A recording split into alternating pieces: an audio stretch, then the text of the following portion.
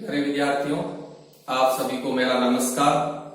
आज का हमारा टॉपिक है CFT of transition metal complexes, संक्रमण धातु संकुलों का क्रिस्टल क्षेत्र सिद्धांत। इसके बारे में आज हम पढ़ेंगे।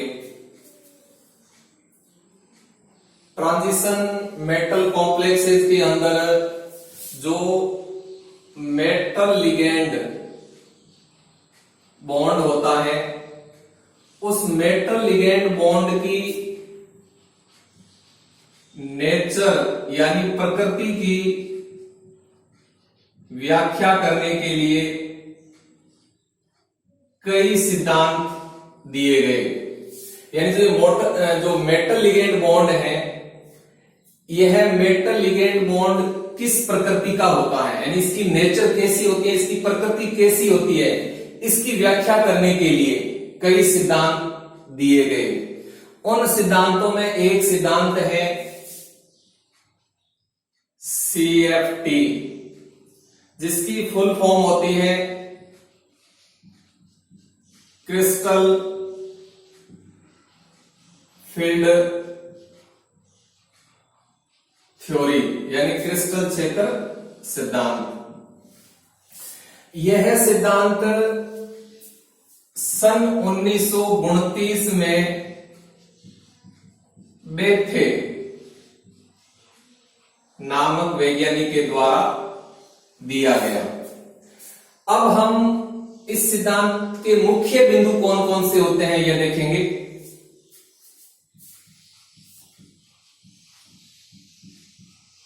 पोस्टुलेट्स ऑफ सीएफटी, यानी सीएफटी के अभिग्रहित, सीएफटी के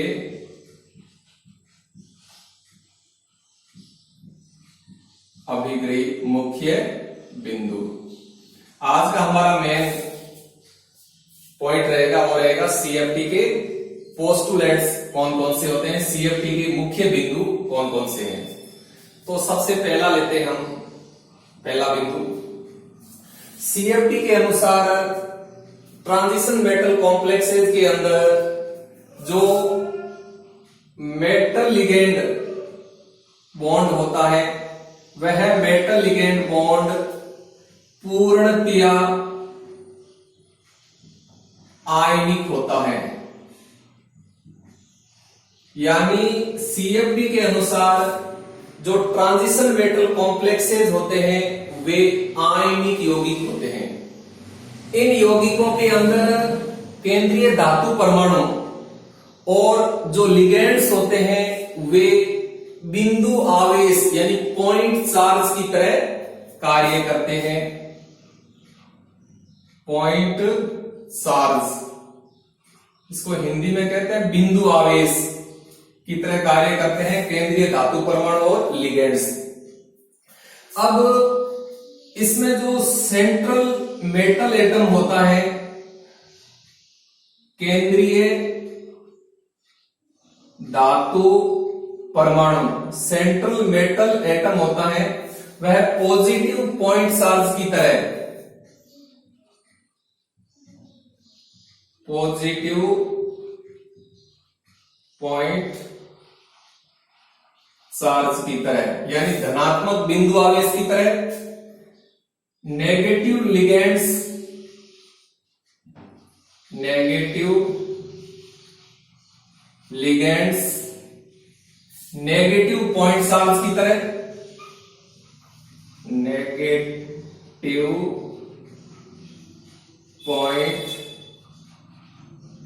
चार्ज की तरह यानी ऋणात्मक बिंदु आवेश की तरह, तथा neutral ligands, neutral ligands dipole यानी द्विध्रुव की तरह कार्य करते हैं। तो ये हमारा सीएफटी से संबंधित पहला बिंदु हो गया कि मेटल लिगेंड बॉन्ड है वो पूर्णतया आयनिक होता है। और इन संकुल यौगिकों में जो केंद्रीय धातु परमाणु एवं लिगेंड्स होते हैं वे बिंदु आवेश यानी पॉइंट चार्ज की तरह कार्य करते हैं, जिसमें सेंट्रल मेटल एटम केंद्रीय धातु परमाणु पॉजिटिव पॉइंट चार्ज की तरह, नेगेटिव लिगेंड्स ऋणात्मक लिगेंड्स नेगेटिव पॉइंट चार्ज की तरह यानी ऋणात्मक बिंदु आवेश की तरह, तथा जो न्यूट्रल लिगेंड्स होते हैं वे डाइपोल्स यानी द्विध्रुव की तरह कार्य करते हैं। तो ये पहला बिंदु हो गया। अब हम दूसरा बिंदु लेते हैं CFP का।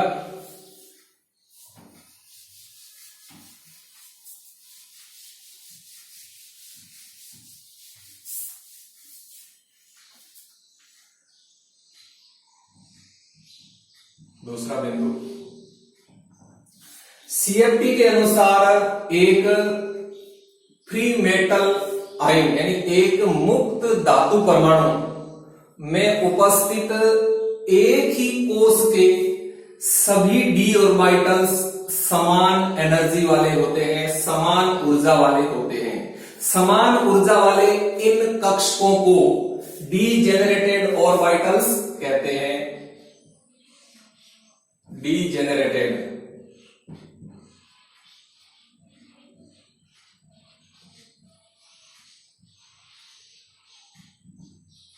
ऑर्बिटल्स, जिसको हिंदी में कहते हैं समरस कक्षक। यानी एक मुक्त धातु आयन, मुक्त धातु आयन का अर्थ यह होता है कि जो लिगेंड है वो केंद्रीय धातु आयन के संपर्क में नहीं है।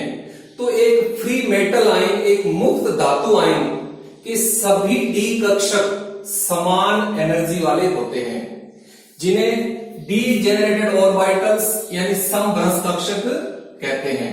तो यहां एक ध्यान देने की बात यह होती है कि समभ्रंश कक्षक क्या होते हैं? समान ऊर्जा वाले कक्षकों को हम समभ्रंश कक्षक यानी डीजेनरेटेड ऑर्बिटल्स कहते हैं। अब देखिए, कॉम्प्लेक्स बनाने के लिए लिगेंड्स केंद्रीय धातु परमाणु के संपर्क में आते हैं।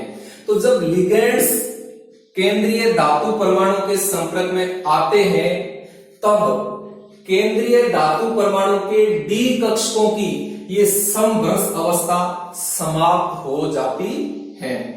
कुछ डी कक्षक अधिक एनर्जी वाले तथा कुछ डी कक्षक कम एनर्जी वाले हो जाते हैं। यानी जो डी कक्षक हैं वो भिन्न ऊर्जा स्तर वाले दो समुच्चयों में बंट जाते हैं, विभाजित हो जाते हैं। इस प्रक्रिया को हम क्रिस्टल फील्ड स्प्लिटिंग कहते हैं। क्रिस्टल फील्ड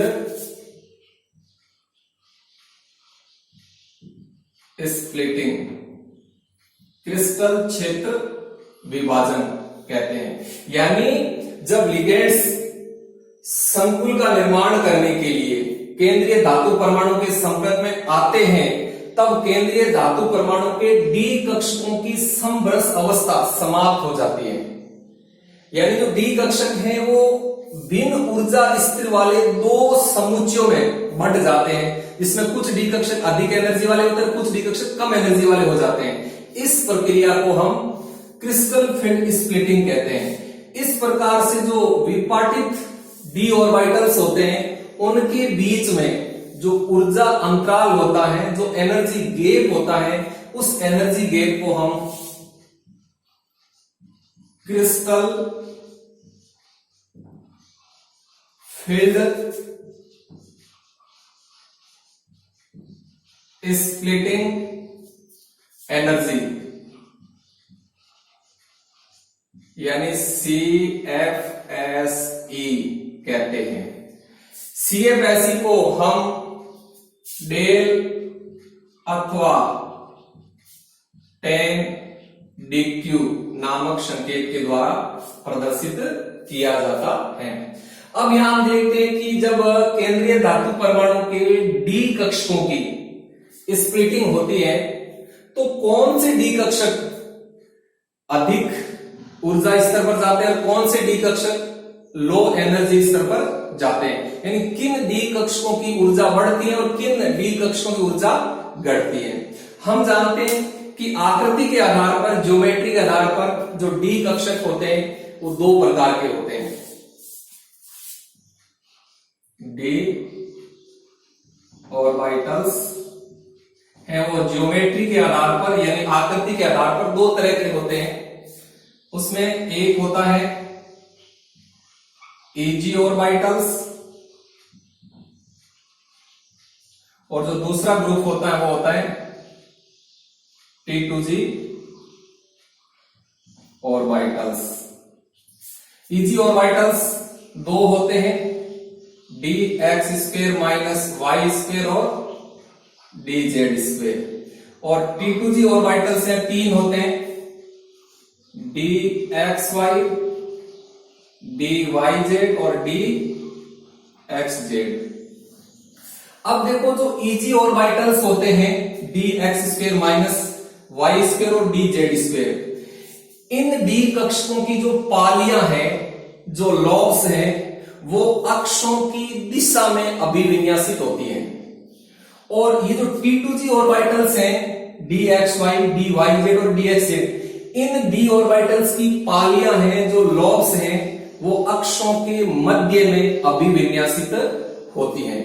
तो अब लिगेंड संकुल बनाने के लिए केंद्रीय धातु परमाणु के संपर्क में आते हैं, तो ये लिगेंड्स या तो अक्षों की दिशा से आते हैं या अक्षों के मध्य से आते हैं। तो जब लिगेंड संकुल बनाने के लिए केंद्रीय धातु परमाणु के संपर्क में अक्षों की दिशा से आते हैं, तो उस स्थिति में जो इजी ऑर्बिटल्स होते हैं, इनकी जो पालियां हैं यानी जो लॉब्स हैं, वो लिगेंडों के मार्ग में आती हैं, जिसके कारण इन डी ऑर्बिटल्स के अंदर प्रतिकर्षण बढ़ जाता है, रिपल्सन बढ़ जाता है, जिसके परिणाम स्वरूप इजी ऑर्बिटल्स की एनर्जी बढ़ जाती है और T2G ऑर्बिटल्स की एनर्जी कम हो जाती है।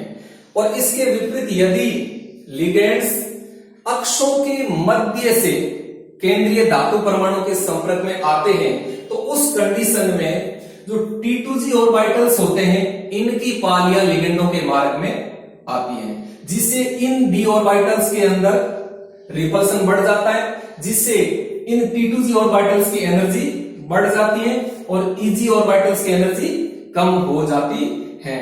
तो इस प्रकार से जब लिगेंड्स संकुल का निर्माण करने के लिए केंद्रीय धातु परमाणु के संपर्क में आते हैं, तब केंद्रीय धातु परमाणु के डी ऑर्बिटल्स की स्प्लिटिंग हो जाती है। यानी केंद्रीय धातु परमाणु के जो 5 प्रकार के डी कक्षक होते हैं, वो 5 प्रकार के डी कक्षक भिन्न ऊर्जा स्थिर वाले दो समुच्चयों में विभाजित हो जाते हैं, जिसे हम क्रिस्टल फील्ड स्प्लिटिंग कहते हैं।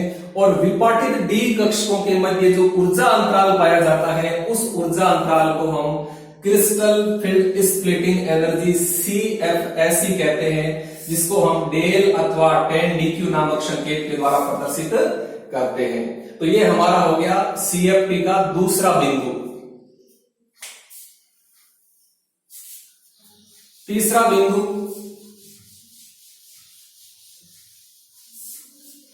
तीसरे बिंदु के अंतर्गत हम ये देखते हैं कि CFSE के मान को प्रभावित करने वाले कारक कौन कौन से होते हैं।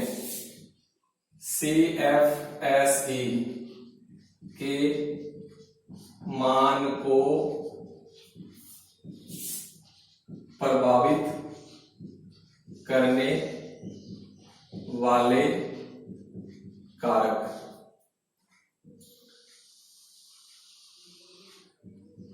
देखो किसी कॉम्प्लेक्स के लिए CFSE का मान जितना ज्यादा होगा, उस कॉम्प्लेक्स की स्टेबिलिटी उतनी ही अधिक होगी। अब CFSE का मान कब घटेगा, कब बढ़ेगा, यानी कुछ कारक होते हैं, कुछ फैक्टर्स होते हैं जो CFSE के मान को प्रभावित करते हैं। इनमें सबसे पहला फैक्टर हम लेते हैं केंद्रीय धातु परमाणु पर आवेश की मात्रा, सेंट्रल मेटल एटम पर धनावेश की मात्रा।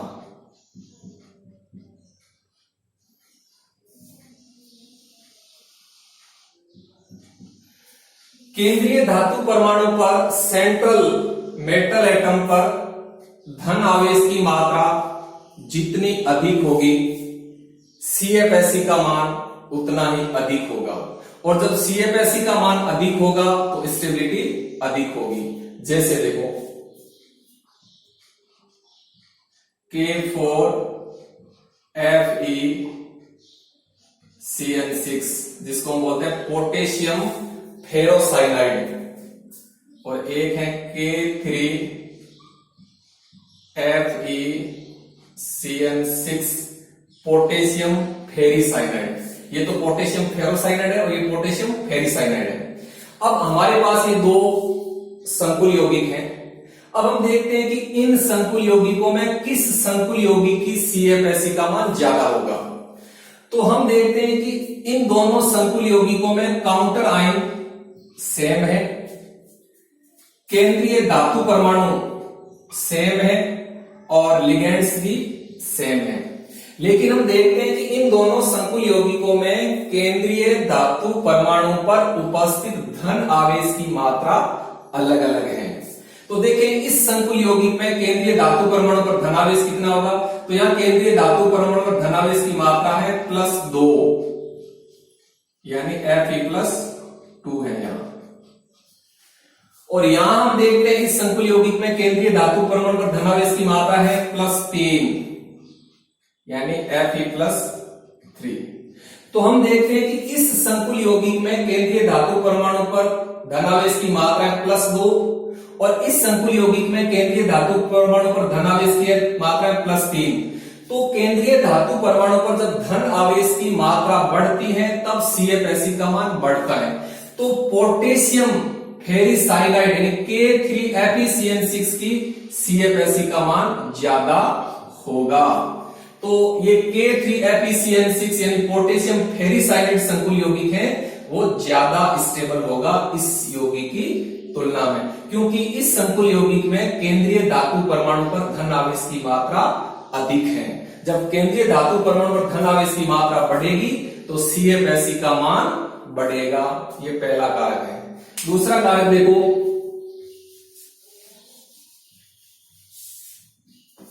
नंबर 2, केंद्रीय धातु परमाणु की साइज सेंट्रल मेटल एटम की त्रिज्या या साइज एक ही बात है। तो देखिए केंद्रीय धातु परमाणु की त्रिज्या यानी साइज जैसे जैसे बढ़ेगी CFSE का मान बढ़ेगा। क्यों? क्योंकि जब केंद्रीय धातु परमाणु की त्रिज्या बढ़ेगी, जब आकार बड़ा होगा तो उस कंडीशन में d ऑर्बिटल्स नाभिक से दूर होंगे, और जब d ऑर्बिटल्स नाभिक से दूर होंगे तो उस कंडीशन में CFSE का मान बढ़ जाता है। जैसे देखो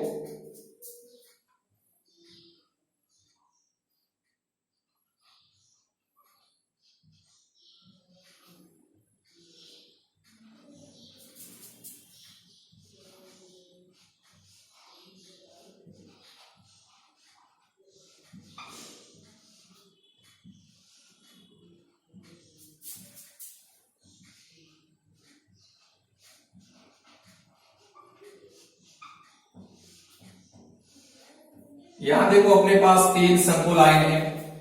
यदि हम इनका CFSE का ऑर्डर देखें तो देखो किसकी CFSE सबसे ज्यादा होगी और किसकी सबसे कम होगी।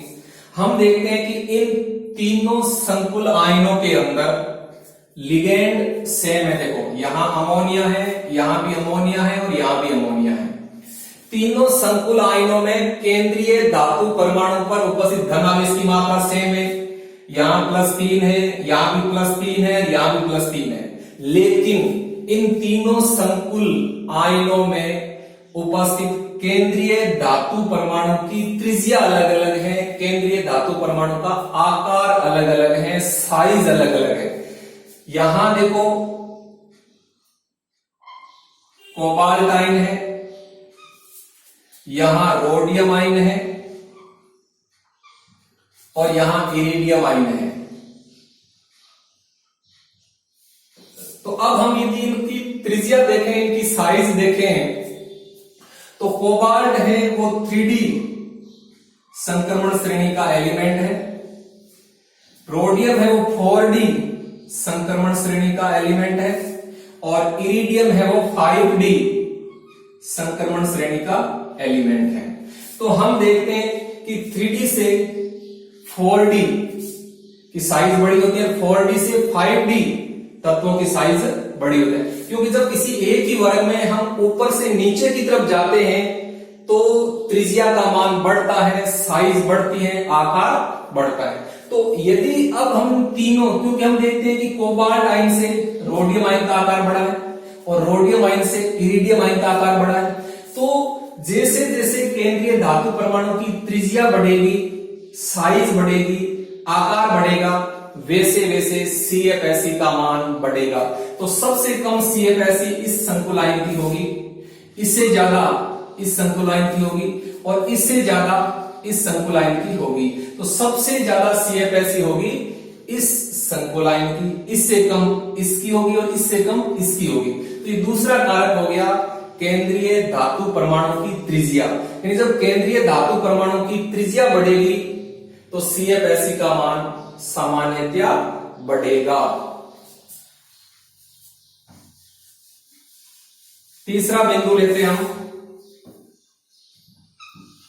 केंद्रीय धातु परमाणु के पास उपलब्ध रिक्त d ऑर्बिटल्स की संख्या। सेंट्रल मेटल एटम में वैकेंट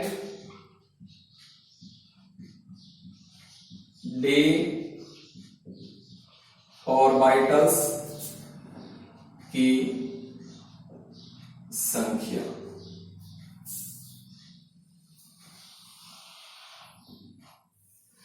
अब देखिए केंद्रीय धातु परमाणु में वैकेंट d ऑर्बिटल्स की संख्या, रिक्त d कक्षकों की संख्या जैसे जैसे बढ़ेगी वैसे वैसे CFSE का मान बढ़ेगा।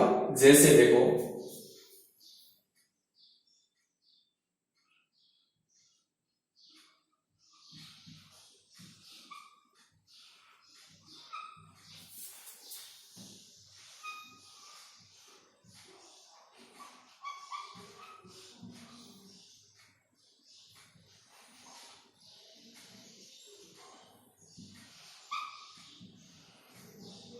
यहां अपने पास ये दो संकुल आयन है, एक टाइटेनियम का है और एक कोबाल्ट आयन का है। यदि हम इन दोनों संकुल आयनों की CFSE का मान देखें कि किसकी CFSE ज्यादा है किसकी कम है, तो हम देखते हैं कि इन दोनों संकुल आयनों के अंदर लिगेंड सेम है, यहां एक्वा है, यहां भी एक्वा है।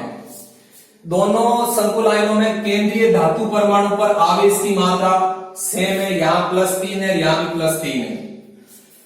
लेकिन हम देखें कि दोनों के अंदर जो केंद्रीय धातु परमाणु हैं उनके पास वैकेंट d ऑर्बिटल्स की संख्या अलग अलग है। तो देखो वो कितनी है, यहां है Ti+3 टाइटेनियम आयन और यहां है कोबाल्ट आयन।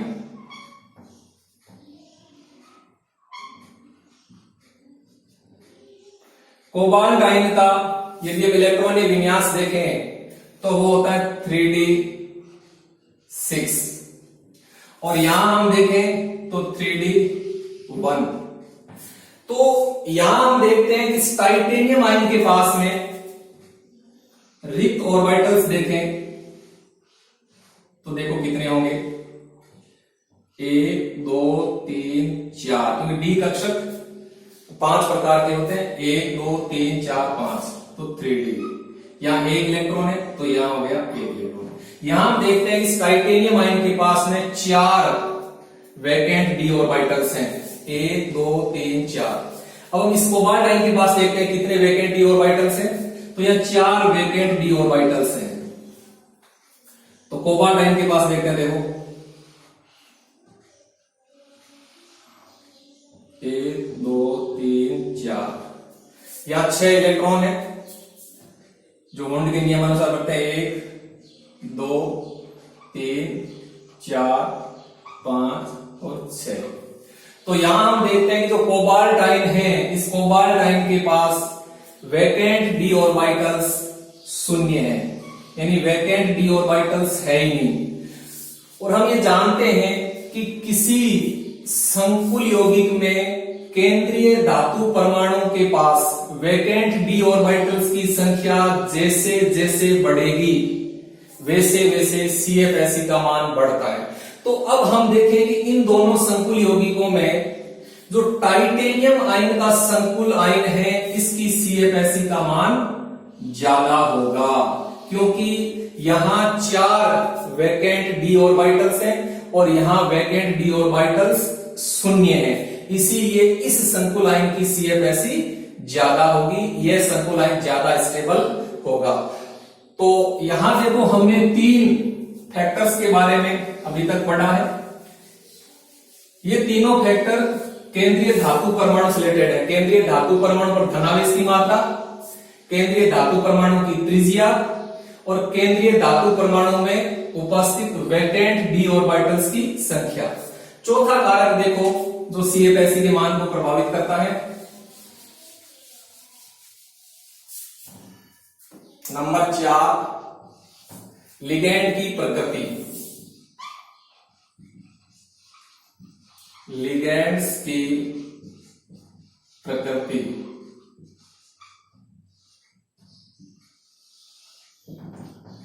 अब देखो लिगैंड जितना प्रबल होगा, जितना स्ट्रॉन्ग होगा, CFSE का मान उतना ही अधिक होगा। जैसे देखो कोबाल्ट 6 aqua +3, कोबाल्ट 6 Me +3।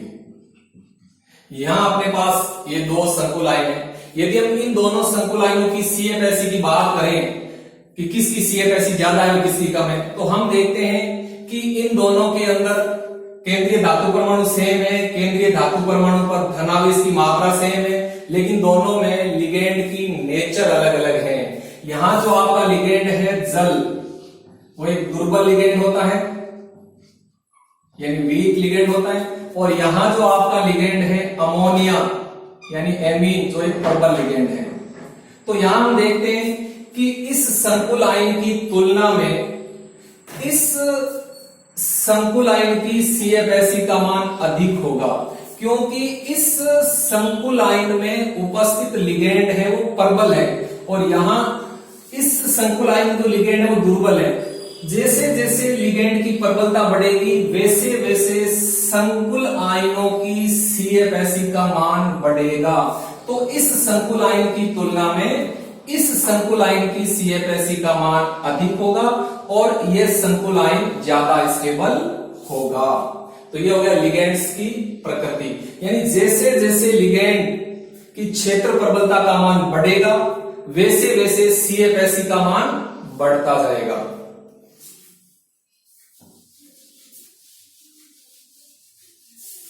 पांचवा कारक लेते हैं हम, लिगैंड की त्रिज्या या लिगैंड का आकार। लिगैंड्स का आकार, देखो लिगैंड्स का आकार जितना बड़ा होगा CFSE का मान उतना ही कम होगा, क्योंकि जब बड़े आकार के लिगैंड्स केंद्रीय धातु परमाणु के संपर्क में आते हैं तो उस समय उन लिगैंड्स के बीच में रिपल्सन अधिक होता है, और जब लिगैंड्स के बीच में रिपल्सन अधिक होता है तो उस स्थिति में CFSE का मान कम हो जाता है। यानी कहने का अर्थ है लिगेंड्स का आकार जैसे जैसे बढ़ेगा CFSE का मान वैसे वैसे कम होता जाएगा। जैसे देखो FeF6,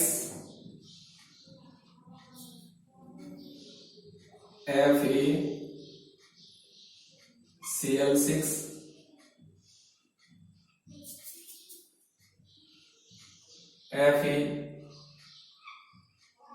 FeBr6,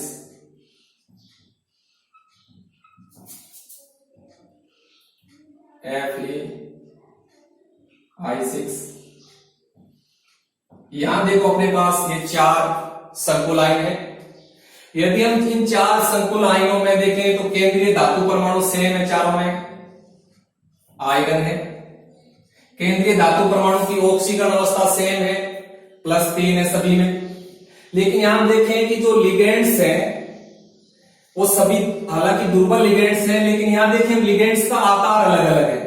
यहां हम देखते हैं कि फ्लोरो लिगेंड है, यहां क्लोरो है, यहां ब्रोमो है और यहां आयोडो है। तो हम देखते हैं कि फ्लोरो का आकार सबसे छोटा होता है, इससे क्लोरो का आकार बड़ा होता है, क्लोरो से ब्रोमो का आकार बड़ा होता है, ब्रोमो से आयोडो का आकार बड़ा होता है। तो जैसे जैसे लिगेंड्स का आकार बढ़ता है वैसे वैसे CFSE का मान घटता है। तो सबसे ज्यादा CFSE इस संकुल आयन की होगी, इससे कम इसकी होगी, इससे कम इसकी होगी, इससे कम इसकी होगी। तो ये इन चारों संकुल आयनों की CFSE के मान का घटता भाग में सबसे ज्यादा CFSE का मान इसमें होगा और सबसे कम इसमें होगा। क्योंकि यहां देखो जो लिगेंड है वो बड़े आकार के हैं, इससे इसमें लिगेंड का आकार छोटा है, इससे इसमें लिगेंड का आकार छोटा है, इससे इसमें छोटा है। तो इस संकुल आयन की CFSE का मान सबसे ज्यादा होगा, अर्थात ये संकुल आयन इन चारों में सबसे ज्यादा स्टेबल होगा। तो जैसे जैसे लिगेंड्स का आकार बढ़ेगा वैसे वैसे CFSE का मान घटता जाएगा, कम होता जाएगा। नेक्स्ट बिंदु लेते हैं हम छठा, संकुल की ज्यामिति। संकुल की ज्यामिति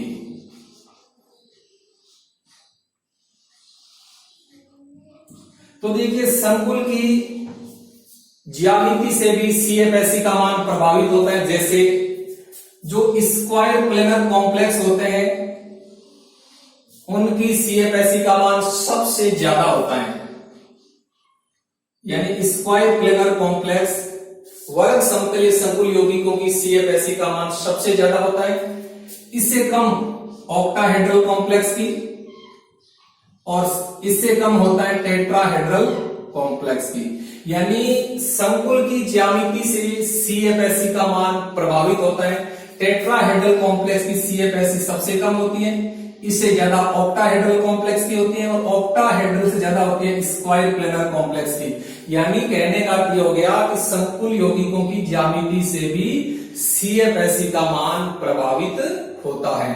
तो यहां हमने तीसरे बिंदु के अंदर CFSE के मान को प्रभावित करने वाले 6 कारकों के बारे में, 6 फैक्टर्स के बारे में पढ़ा। पहला था केंद्रीय धातु परमाणु पर धनावेश की मात्रा, केंद्रीय धातु परमाणु की त्रिज्या, केंद्रीय धातु परमाणु में उपलब्ध रिक्त डी ऑर्बिटल्स की संख्या, चौथा कारक था लिगेंड्स की प्रकृति, पांचवा कारक था लिगेंड्स का आकार और छठा कारक है संकुल की ज्यामिति। तो ये 6 प्रमुख कारक हैं जो CFSE के मान को प्रभावित करते हैं। इसके अलावा कुछ फैक्टर और भी हो सकते हैं जो CFSE के मान को प्रभावित करेंगे। धन्यवाद, थैंक यू।